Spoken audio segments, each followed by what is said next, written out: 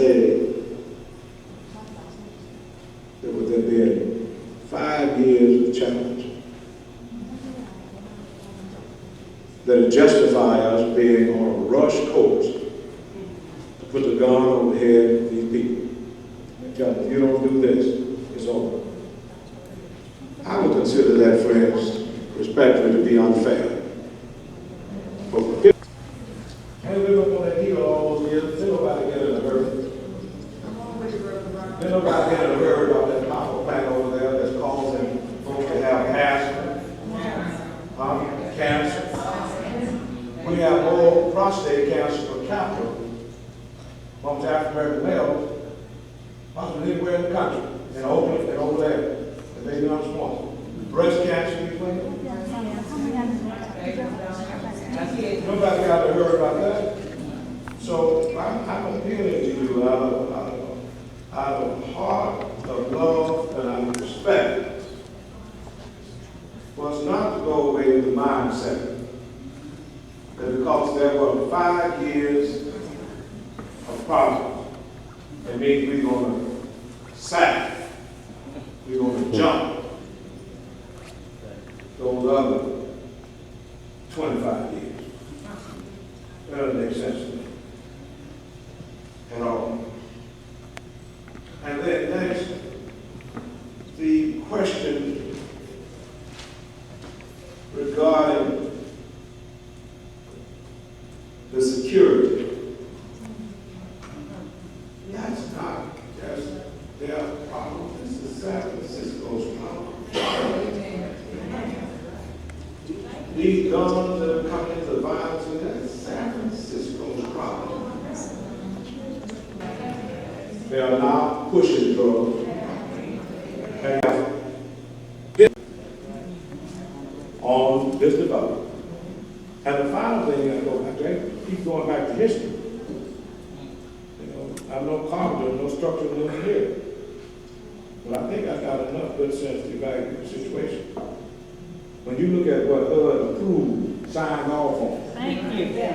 Thank you. Shoddy work. The solidness and the soundness of that structure. Your agency approved that. And if there's anything wrong with the building structurally now, again, look in the mirror. You may not have been there then when it happened, but your agency signed off on that. It didn't come back and say to a contractor after reviewing the plans, look, this ain't gonna wear too long. You all slapped it up there. And I'm sick and tired of going around this city and seeing some of this other housing that's been built. It looks like a match box. There's no sound structure. Right now, there's public housing going across the street from it. Pitch black. Mildew all over the place. Water coming all around. Now, I know we got this deadline to meet. But I'm pushing to Dr. Bard if we have to. We go all the way to Washington. All right. And I don't think that we should blame this community unjustly and unmercifully.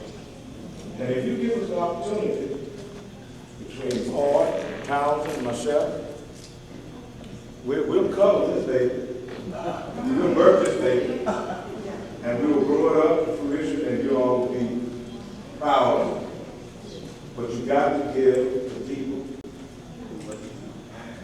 a chance. And they have to have no chance. 5 years is no chance.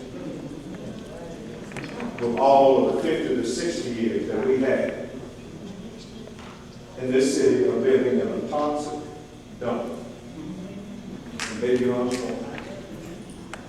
So I rest my comments, and Brother Townsend, if you have any comments? I will, but later. All right. Okay. All right, do you have a comment? Yes, sir. Yes. No comment? Yes, sir. No comment. All right, anyone else? Our lead, yes, comment? Well, if not, we open it to the floor, and again, our appeal is, let us be loving to the end and respectful. I believe our sister over here, would you please stand up and give your name? If you don't mind, so everyone can be heard, would you come down and come up? But this mayor stepped up to the plate. We went to Reverend Brown. Reverend Brown Bennett to plate. Townsend Bennett to plate. They was here from the beginning at the plate. I think that in the 5 years that you have given us to try to correct $50, $60 million worth of damage on the money that we had to earn to put each management company under the eye of the needle to get it done right, but not enough money. We've asked for more money. We've asked them for more ways to help us with the asbestos, the mildew, the roofs. We didn't even think of asbestos.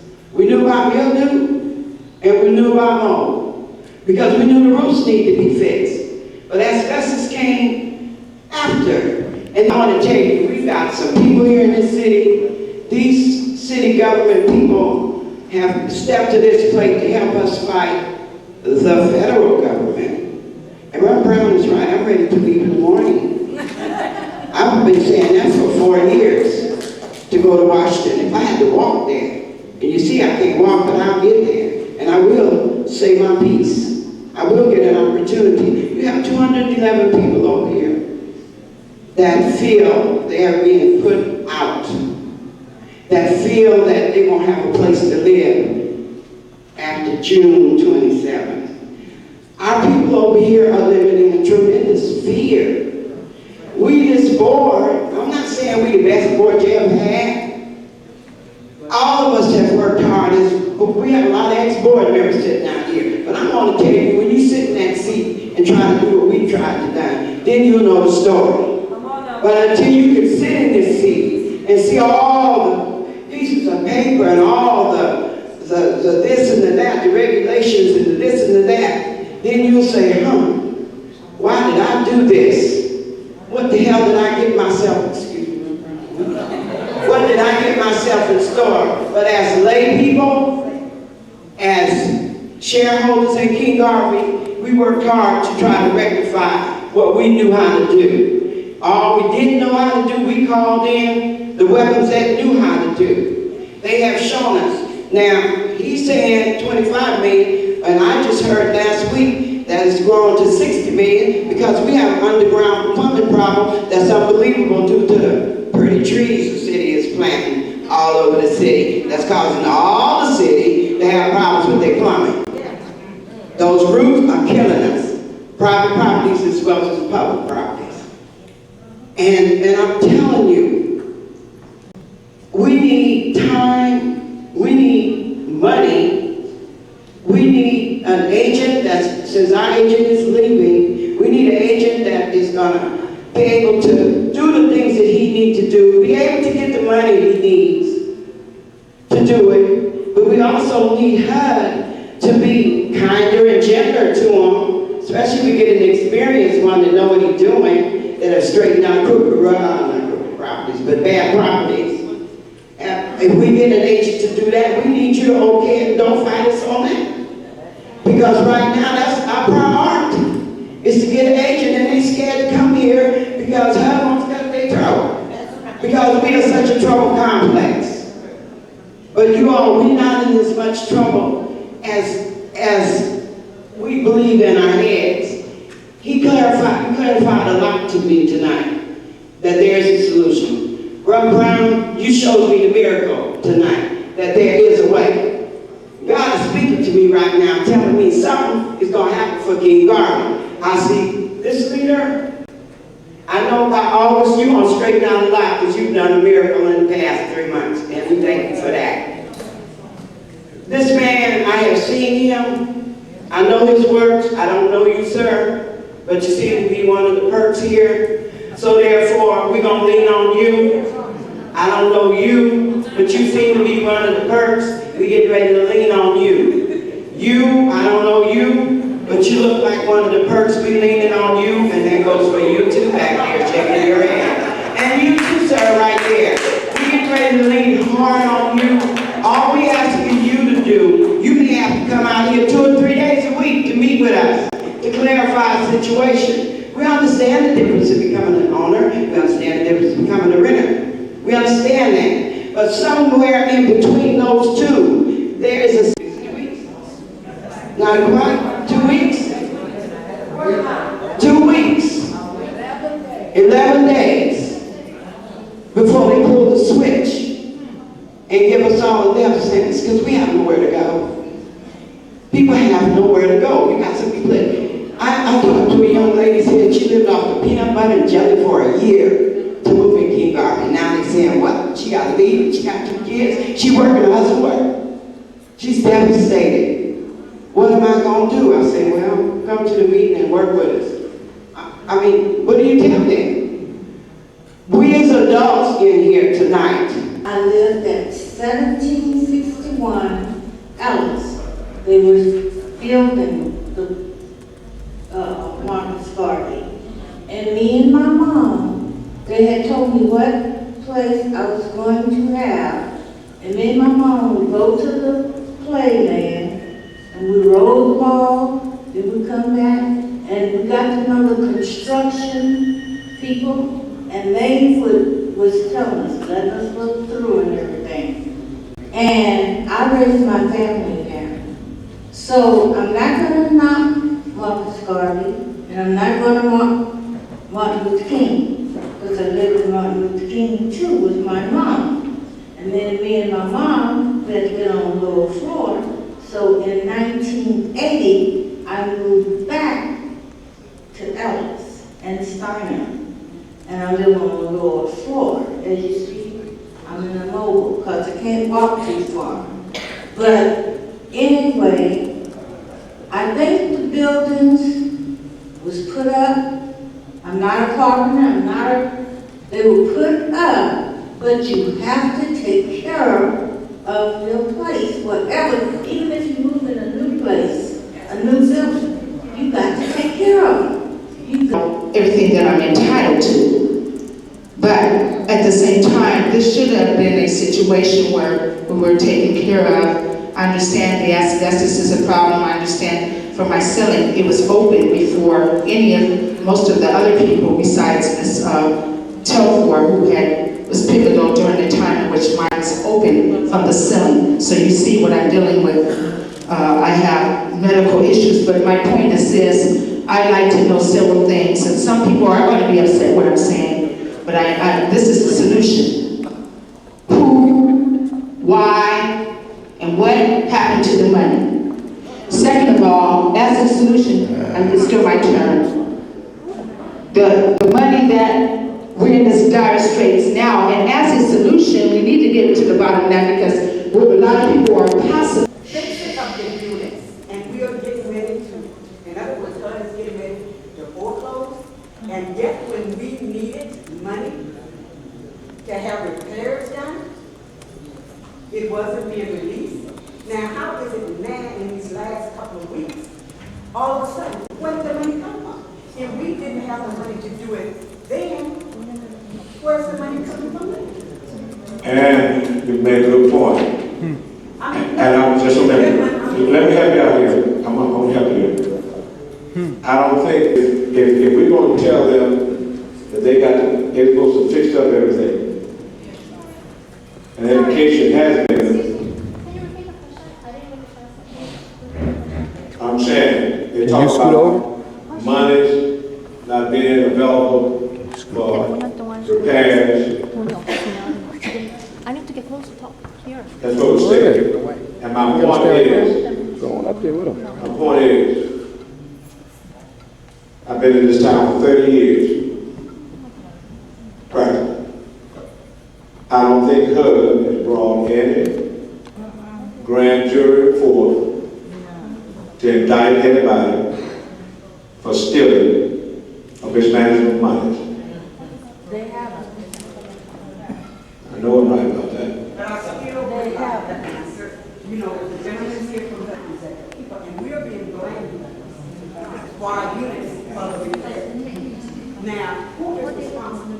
Is us? I told the story before, I'll tell it real quick, that a man who was an architect on these complexes told me that the reason there's standing water at all times is because he was designing something that was called a wet roof.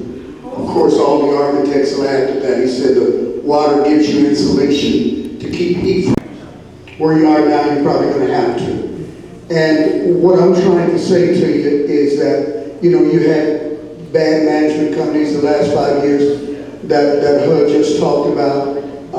You know, management should have had some responsibility to be prodding this work to get done. And if it wasn't being done, there should have been a constant dialogue between HUD, the residents, and management. But having said all of that, we've kind of skirted around the issue tonight, and I just want to bring it to the table.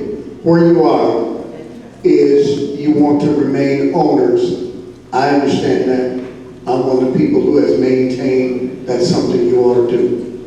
Whether or not that's possible, with HUD being the overseer, you have to understand that what you develop has to somehow satisfy HUD.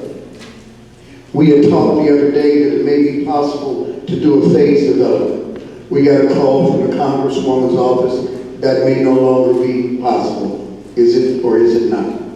The property needs a lot of money right now. Okay, see, that's what, so we gotta be clear. Probably, see, and because you're in a situation where from this end, HUD is driving this thing, the solution you're faced with and the new solution that has come up is on the one hand, you wanna remain co-op owners and you're gonna have a gap in money that you've got to find a way to raise, and you've got to know how it's going to be raised when you submit to HUD on the 27th. That's one problem. On the other hand, the other problem that has been put on the table more recently is that it would be a limited partnership. You would get your equity. You would remain in your units after they were rehabbed, and in 15 years, the residents would have a right to buy the complex back at whatever the outstanding debt is at that time. But, you know, and I bring that up because we've talked around the issue tonight, but we have not been specific. And we need to keep it real on what it is you have to decide on, you know, as how you want to go. And so that's really what I want to lay out. But the reality is you've got to make a decision by 27th. I think the HUD official, just a minute. The HUD official, I think, has spoken eloquently tonight and is laying the expectations squarely on the table. And I think we all understand the problems that are at hand. And I think some of us have now begun to understand and comprehend the solutions. And there are some solutions been laid on the table. And working through those solutions, I think, is really the matter that is at hand.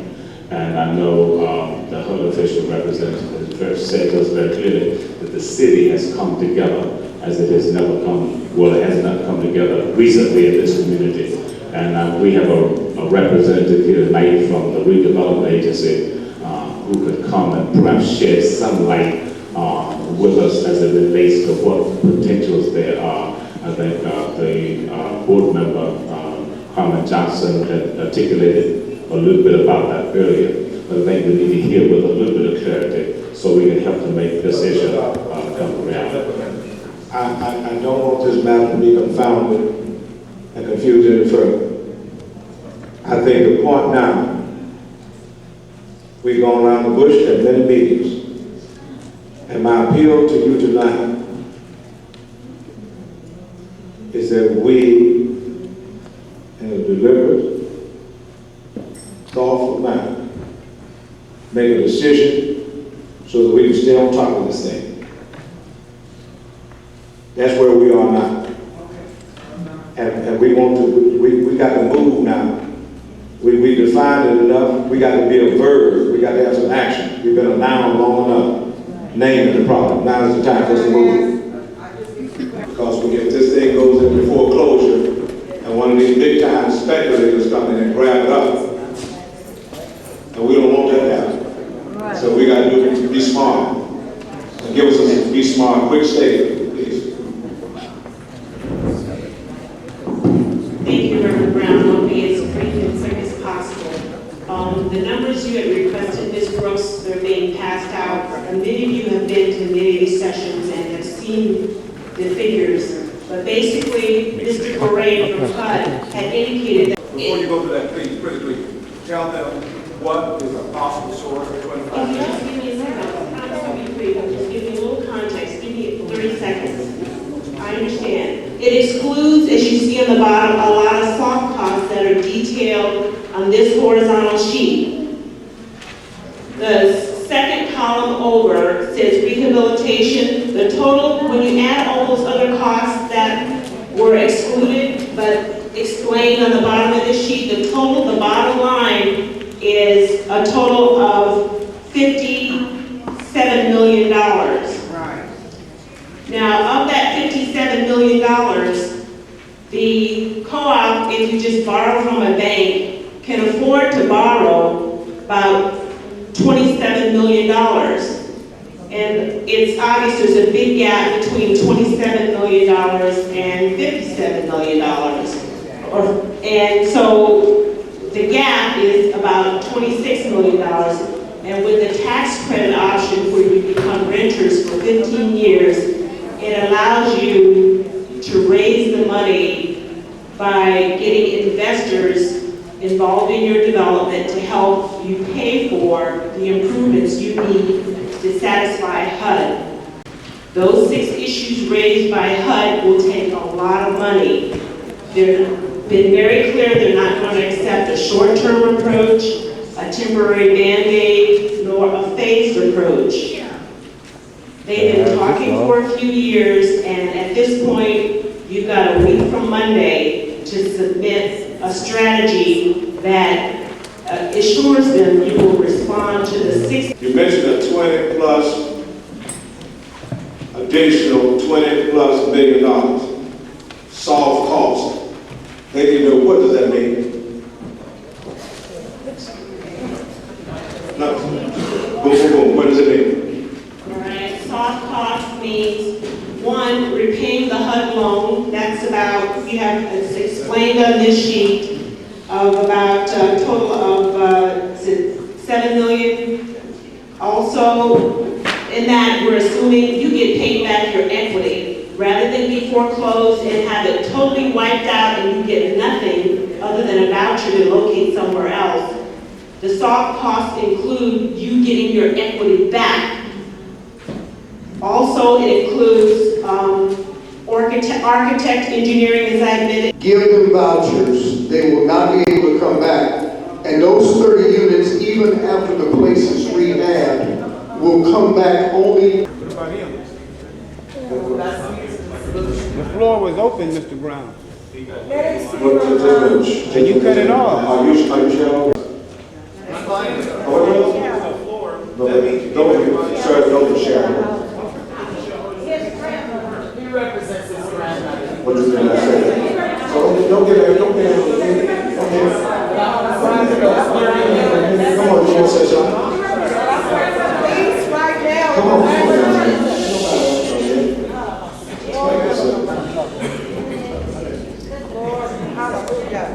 First of all, I thank everybody for coming out because that means that it's not over yet. 11 days. And Ross has brought this to our attention and some of the other city government. And I think we have a lot of support system in the community. See, we're not looking at a bigger picture out here that we can do to address this community. And one of them is job, just to show what they can do. All I'm saying is there are resources out there that can cut some of this expense down. I'm not saying all of this. Excuse me, we don't want to lose the group. We need to answer this question now because he's given us an option of a plan that we together. City task force and also the task force, NAACP ministers, that we all work together on putting together that proposal. You got a hand in. Okay? And then, Wait, just a minute. that we work together. We got to stay on point. Attorneys for Civil Rights? No. We President need of the our Budget budget and and Finance finance and our ad hoc. Those are the only two people we need from our community. And our Barbara does. And our finance. Barbara the Dad and Betty Hammond. Betty Johnson. Barbara Dad. We have, just a minute. We have the board members. Chair. We have the NAACP. Better Barbara Dex is the chair. The president, the chairperson of our Budget and Finance. Questions on the motion? I'd like to add Attorneys for Civil Rights, and I'd like to add Betty Johnson and Maurice Goodman to that.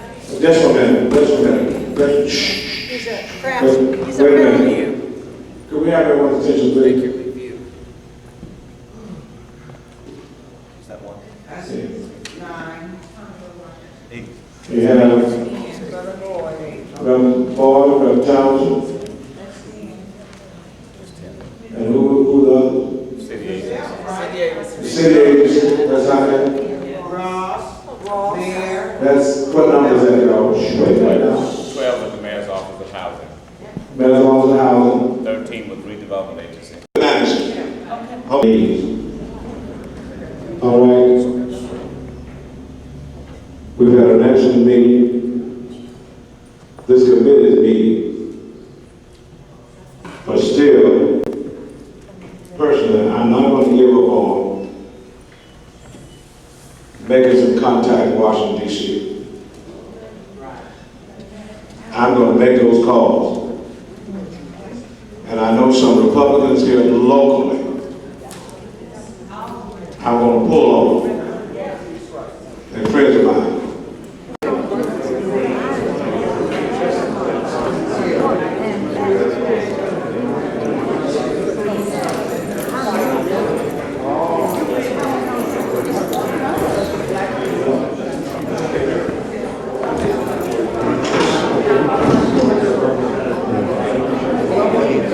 Right.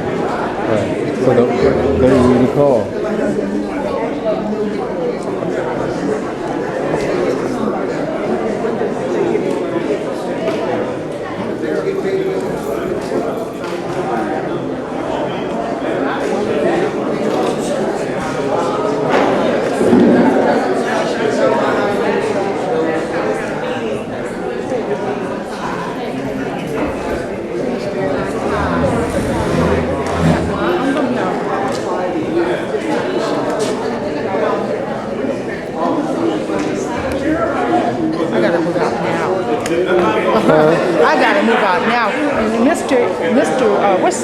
What's his name? I hear me. That's why I sat up there and said, my doctorate. I have submitted, Yeah, right there.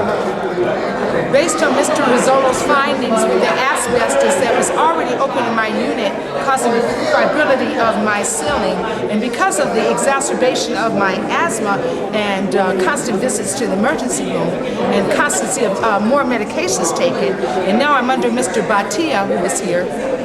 My doctor has submitted me a letter of recommendation for me to move out. I have submitted it to Miss Lavinia Marlin.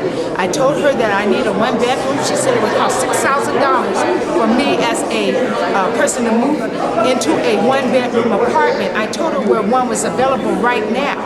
And of course, just put new carpet in it today. yes, indeed. But I was told it would cost more as a person of transfer, as a person on the transfer list, as opposed to someone else. Someone who was here tonight, I found out that they claim they moved here 2 months ago, and they're Asian, and they moved in here 2 months in a one-bedroom on the side.